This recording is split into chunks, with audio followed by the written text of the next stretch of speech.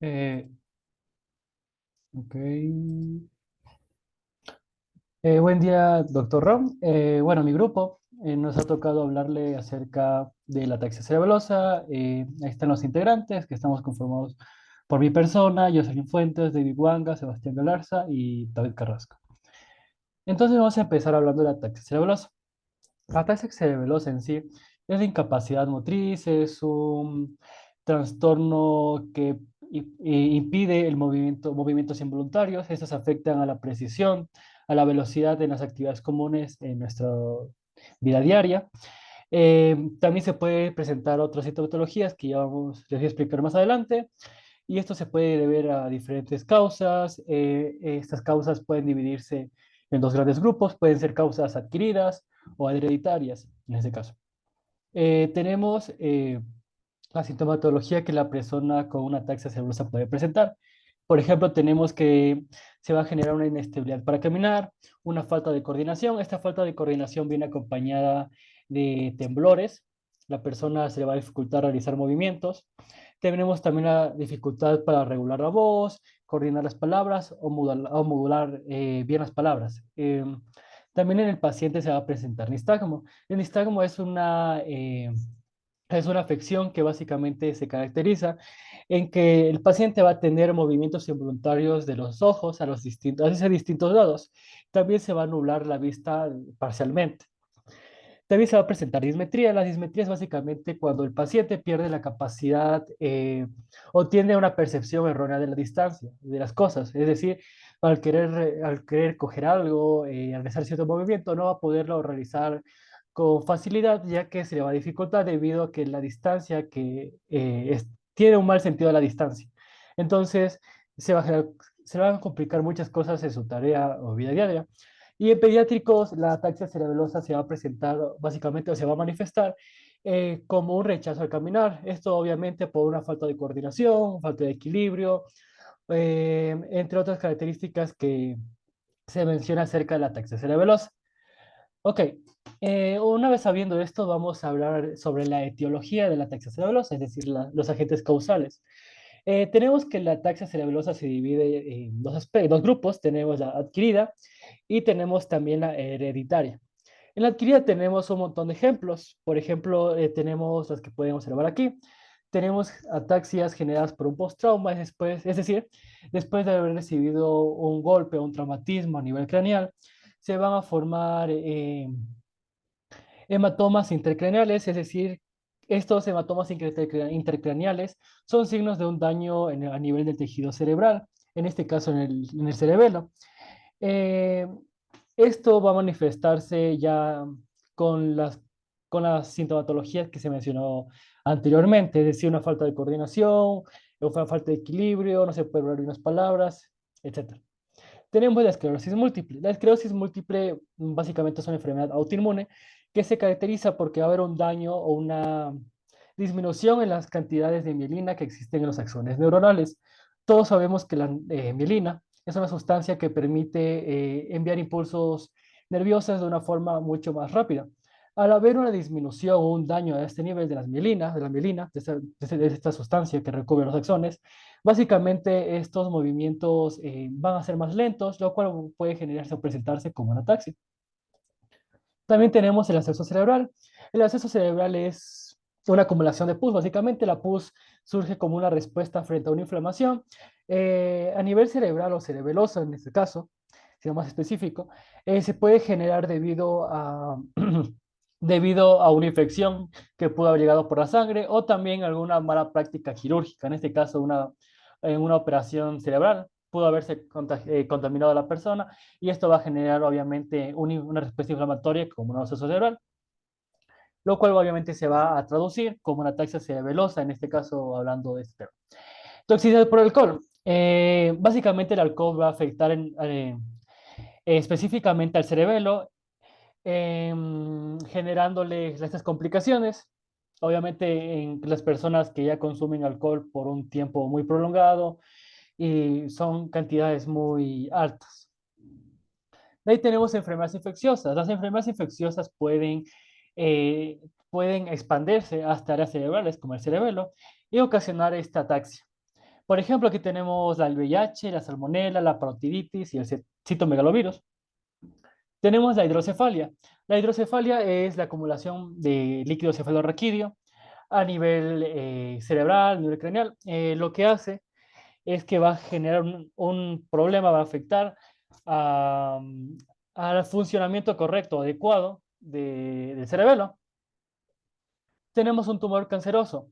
El tumor canceroso puede ser provocado con una respuesta inmune. Cabe decir que este eh, va a aparecer de forma tardía, es decir, no va a aparecer inmediato la persona a tener cáncer, sino después de un largo tiempo. Y el tipo de cáncer más común, el que se puede generar una ataxia celulosa, puede ser el cáncer ovárico, en el cáncer de mama y también el cáncer de pulmón. Estas fueron las causas que pueden ser adquiridas, pero también tenemos una clasificación que son las hereditarias y tenemos también otra que es la degenerativa. La degenerativa tenemos un ejemplo, pero tenemos, o sea, es la atrofia multisistémica. La atrofia multisistémica es común en pacientes que están en un rango de edad de 50 años. Este va a manifestarse aparte de los problemas de coordinación y equilibrio, va a manifestarse también como una incapacidad de contener esfínteres para ir al baño, o sea, por ejemplo, para orinar, una presión arterial baja, tenemos desmayos al estar en pie y también puede afectar en diferentes fases del sueño, por ejemplo, en la fase del sueño humor, que es en la fase que la persona sueña más, pero en este caso, como está siendo afectado, la persona va a manifestar signos de gritos, patadas, golpes, etc. Pues esas fueron las degenerativas. De ahí tenemos ya las hereditarias, que las hereditarias tenemos que básicamente su funcionamiento, su mecanismo, se basa en que va a haber unas proteínas anormales que van a estar inhibiendo el buen funcionamiento del cerebro, a nivel de la médula espinal. Esto va a generar dos tipos de ataxias hereditarias. Tenemos, por ejemplo, por el gen dominante de un padre, o tenemos que se puede dar por dos genes de los dos padres, pero genes recesivos. Entonces tenemos en las ataxias hereditarias autosómicas dominantes la ataxia espinocerebelosa. Esta se caracteriza porque el área cerebral y también la meloespinal se van a ir degenerando.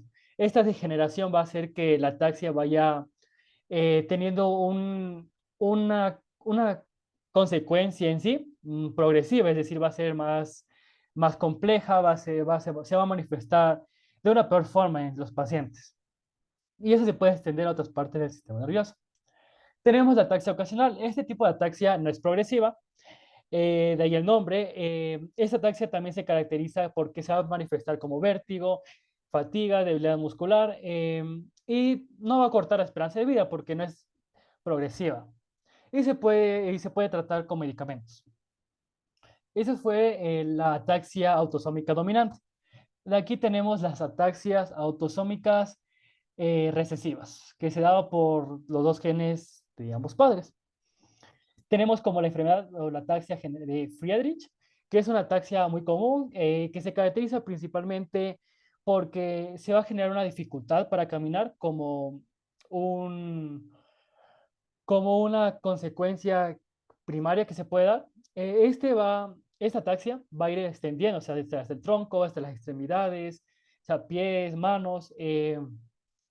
Y si hablamos de aspectos físicos que pueden generar el cambio, pueden provocar, digamos, formaciones a nivel de los pies, arcos plantares altos, como pueden observar en la imagen. Estos son los arcos plantares que van a sufrir un daño, una deformidad. Y también tenemos que se va a formar la escoliosis. La escoliosis es básicamente que la columna vertebral, en vez de estar recta, va a formarse como una curvatura. Tenemos también la ataxia asociada al gen RFC1. Esta es una ataxia que básicamente causa mareos, hormigueo, entumecimiento en varias partes del cuerpo. Y también se puede originar, aparte de estos signos comunes de la ataxia, también una tos que se desconoce en sí el origen. Tenemos una ataxia denominada ataxia telangiectasia. Ese tipo de ataxia es muy curiosa porque aparte de la sintomatología, ya que ya se sabe, falta de equilibrio, falta de coordinación, nistagmo, etcétera, también se va a presentar una formación de unos cuerpos venosos de color rojizo a nivel de los ojos, mejillas, orejas. Eh, También como primeros síntomas de que se puede generar una ataxia es que va a haber un retraso no, perdón, un habla más eh, pausada, una dificultad para caminar, para regular el equilibrio. Y bueno, los niños que presentan esto tienden a tener una alta probabilidad de después de un futuro tener algún tipo de cáncer. De ahí tenemos la enfermedad de Wilson. La enfermedad de Wilson es un tipo de ataxia que se genera por una acumulación de cobre en órganos como obviamente el cerebro y también el hígado, que va a generar obviamente problemas neurológicos, problemas mentales y también puede manifestarse con problemas físicos. Tenemos una ataxia cerebrosa congénita, congénita, perdón, que es básicamente cuando se genera un daño en el nacimiento del área del cerebral, en este caso el cerebelo. Obviamente esto va a generar ya la sintomatología conocida. Ok, ahora, ¿cómo se puede tratar la ataxia? Bueno, va a depender de en sí del tipo de ataxia, si fue hereditaria, si fue adquirida. Por ejemplo, una ataxia adquirida del tipo tumoral, o sea, generada por un tumor, puede tratarse con una quimioterapia, normalmente. Una ataxia hereditaria puede tratarse con neurorehabilitación, es decir, con una rehabilitación a nivel cerebral. Y también los otros tipos de ataxia se pueden tratar con fármacos inmunomoduladores.